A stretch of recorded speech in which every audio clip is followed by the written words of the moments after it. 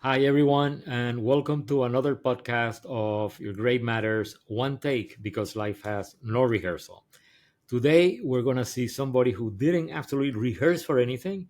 He has pivoted, in his own word, changed, in my parents' words, a lot of times, many times. He'll tell us more about it. But Michael Van Erdewyk, and I hope I'm pronouncing that That is correctly. correct.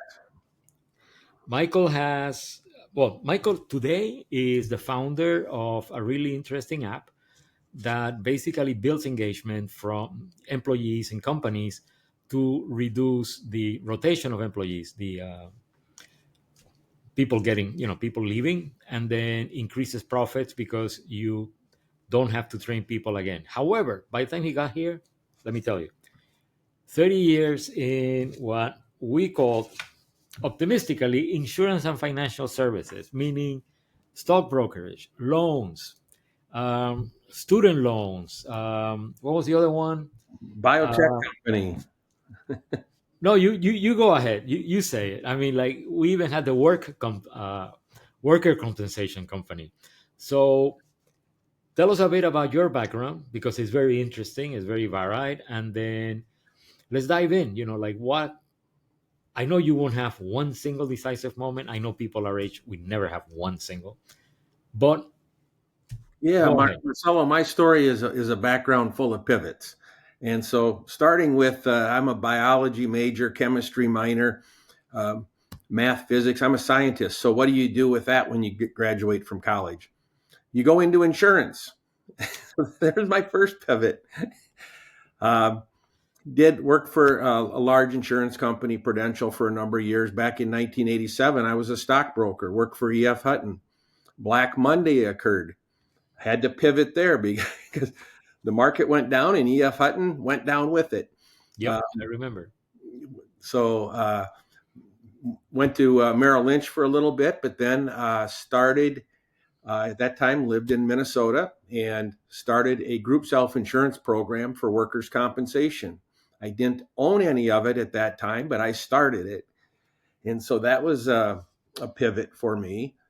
Then I started was the founder and CEO of a biotech company. I have patents in my name for cleaning up water. Built a business around that. Wow. Yep, I didn't and know that. That's pretty cool. yep. So I was ahead of my time there. It was, um, when everybody else is using chemicals, we built a natural, biotech way to clean up water. But I sold that business. Got back into insurance. I started two more work comp companies, a work comp insurance company and then a work comp MGA. Um, so that was uh, good. I sold both of those businesses.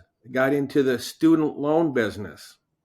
I'm not sure that was a wise decision. Maybe for the students, who knows? But yeah, I acquired a company from Sally Mae. So I actually bought a company from Oh, Sally Mae that had insured private student loans. And wow. so we built a business. We took that from zero to $4 billion of loans that we insured.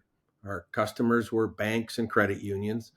But we also built an app to service those student loans. So that was really the start of my uh, app exposure. So that was very early on.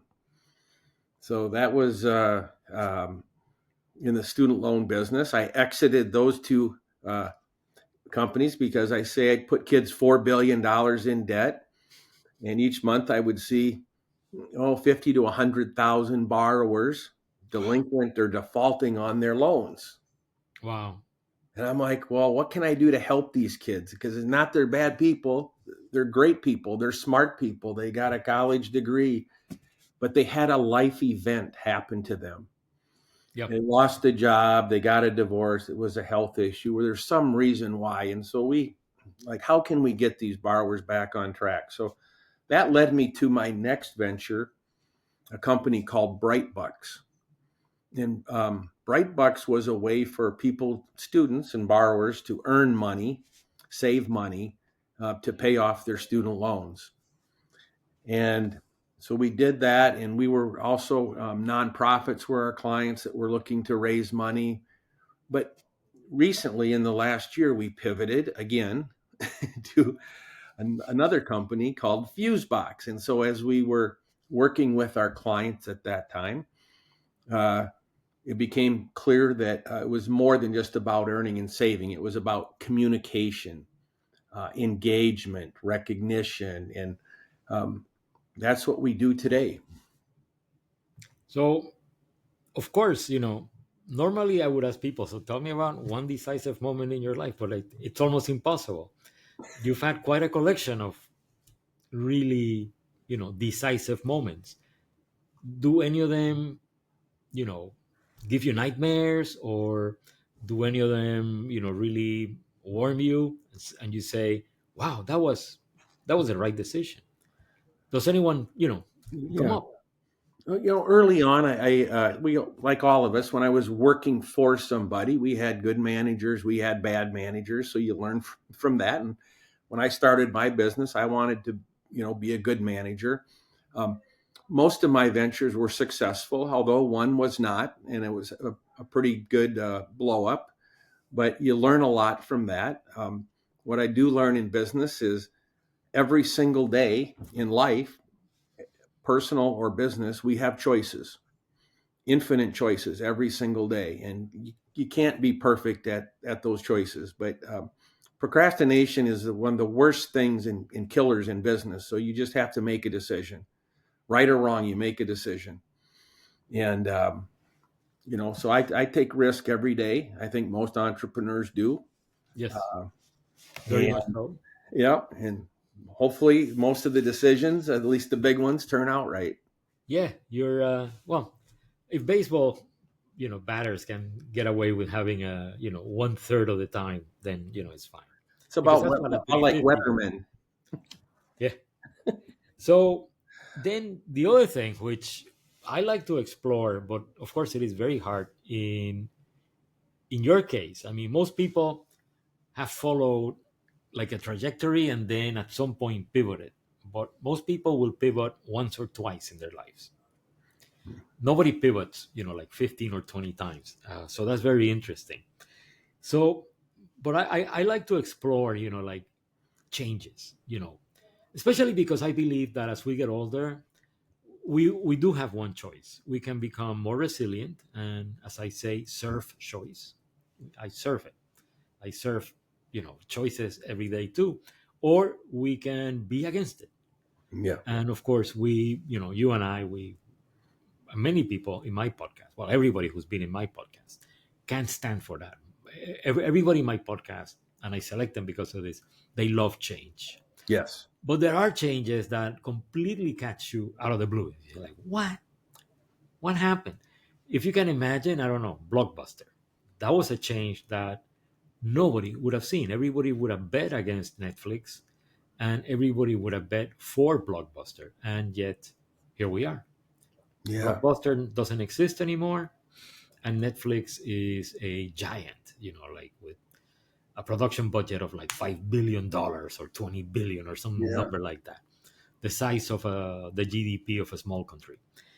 What has changed for you that, in general, you would have never guessed would have changed, and how did you manage to cope with it? I, that's a great question. So I think the change that we're experiencing right now. So early on, I told you this was over 10 years ago. We built an app to service uh, student loans. Well, then we built an app for people to earn and save money. And now my new company is not an app. It's a platform to launch hundreds of apps. Like, who could think that we can stand up private label apps in the Apple and Google store in a matter of just a couple weeks for our Hmm. clients? And so, being able to launch apps that quickly and easily, um, I wouldn't have dreamed that 10 years ago.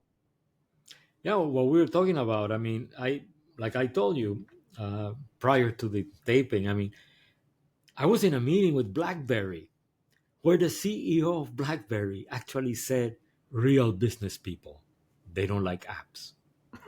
Yeah. Yeah. And I tend to be really conservative on my phone with the number of apps.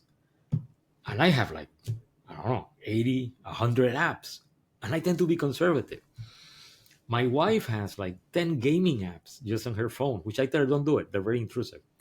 But yeah, I think that the whole app business definitely changed everything for us. The way we do business. I do my banking online. I deposit checks by just taking a picture of them. Yes. I I don't know, We all of live my our accounts. lives online. I mean, I have about 300 apps on my phone. Wow. 300.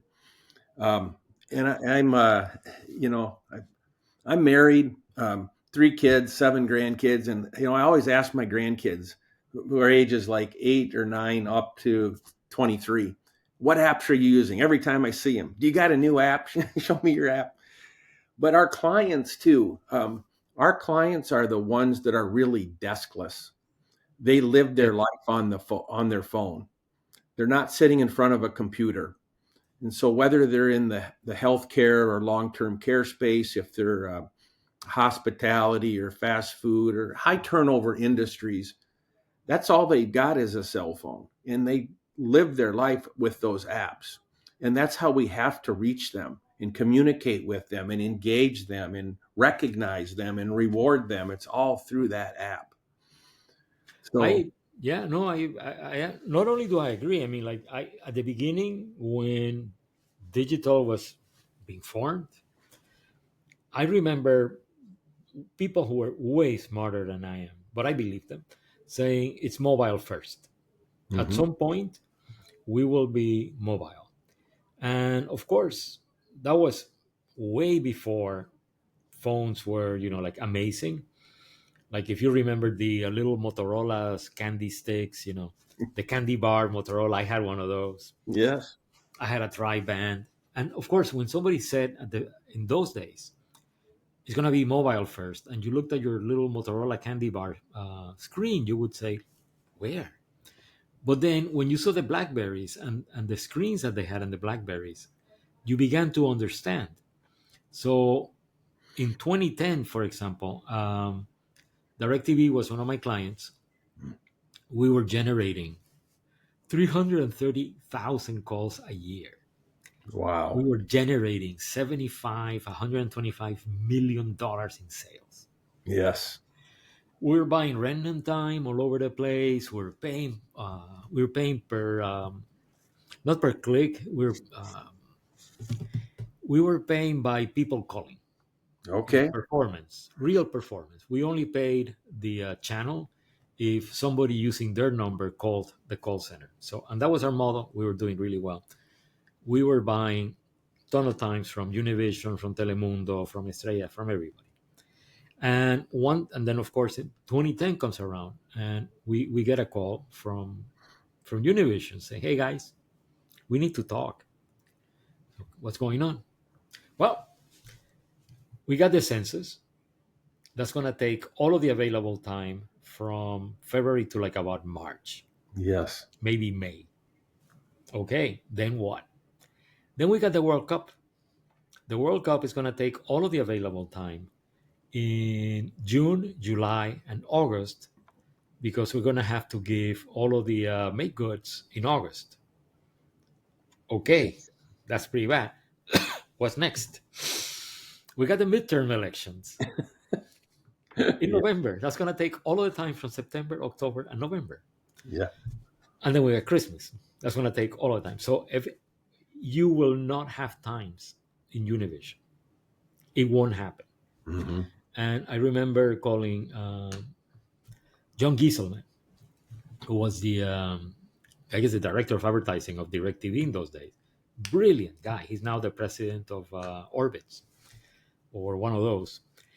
Not Orbitz, the other guy, the other ones. But I call him up and, John, so this is happening. So we got a problem. He says, I don't have a problem. You have a problem. I have a company.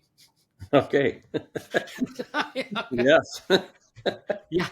So we said, okay. And we transferred in a question of, I guess, 2 weeks, 3 weeks, about $5 million from regular media, from, like broadcast media and stuff, into digital. And we created a whole bunch of ads that actually ran on Blackberries. And I still have screenshots. Oh, So wow. even in those days, now you could see what those guys were saying 5 years before. It's going to be mobile first. And we did get really good results on mobile, really good. And, it just changed our world.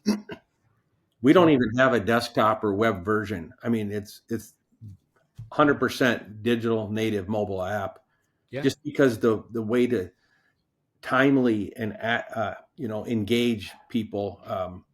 And an app also collects a lot of data. So you have app analytics and survey analytics and org Right. analytics, and so an app gives you a lot of real time information.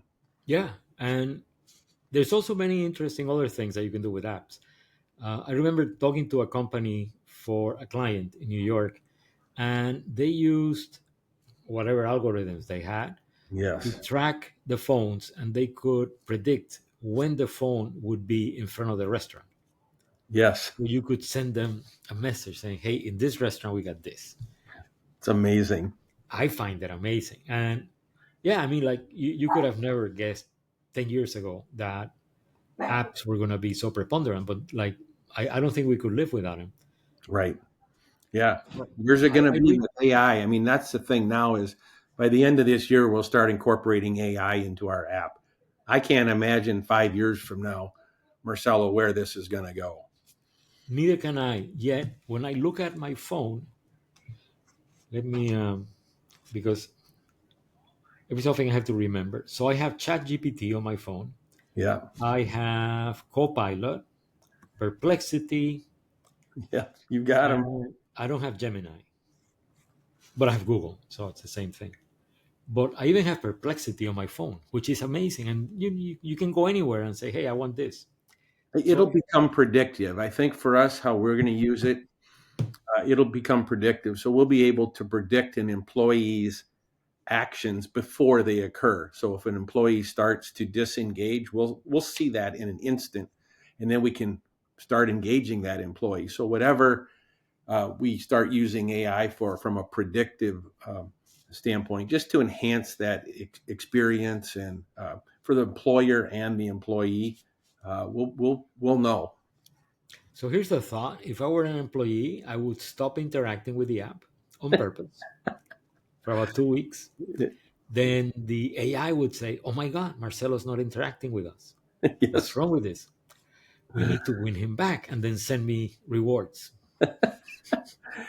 it could reach out in a lot of different ways. Yes. But I would do that. I mean, like, why not? You wouldn't make it 2 weeks. The app would reach out to you in 2 days. Oh, okay. But I would do that. I Yes. I do it with Macy's. By the way, I buy stuff and I leave it in the cart, Yes. and then like a week later, I get a coupon saying, "Please don't leave things in the cart." If you didn't interact with the app for 2 weeks, it's more than vacation. It's probably you quit or you're dead. Yeah. No, but it's super interesting the way you have thought. Fusebox. It's a very interesting company, and then well, then finally, I don't want to hold you up all of your afternoon time. So, and I have this, and I'm really thinking about doing, like a little video, a fun video about this. But Yeah. let's say you were advising a CEO. The CEO is interviewing whatever, five, six candidates. One of the candidates is 55 plus. Uh, you haven't suffered it as much because you actually own the company. I've suffered it a bit, not that much, but many people do suffer from age discrimination. So, what would you tell a CEO about that 55 plus, potential employee? Yeah. I think, the advice I give everybody, and I'm fortunate to have known some very, very successful billionaire businessmen. And I asked them, I says, what made them successful? And almost always their key is surround yourself with great people. And I think it's easier as you're over age 55 to discern what greatness is. Um, Sometimes, when people are younger, they're more ego driven. They're in it for the money. I think, at over age 55, I think it's just, you know, people can take the armor off and be real. And I think it's easier to discern that. So surround yourself with great people. That's great. So at 55, at least we have a higher mathematical probability of at least discerning what is greatness. Maybe we can achieve it. Maybe not. I don't know. But Yes. yeah, that's great. That's absolutely great. Well, Michael, thank you very much. I really appreciate it. And then, I wish you a ton of success. Of course, we all do with Fusebox. I know it's going to be great. And then, see you soon. Thank you, Marcelo. Thank you. Yeah. Bye Bye. bye.